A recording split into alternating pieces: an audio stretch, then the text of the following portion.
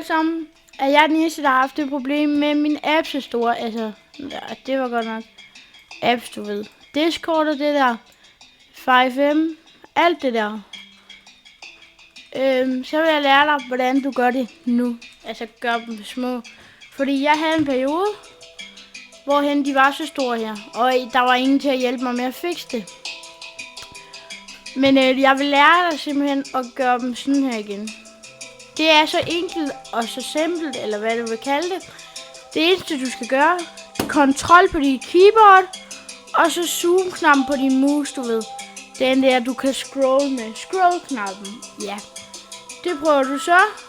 Ned, små, op, store. Så enkelt var det. Tak for at I så med. Vi ses.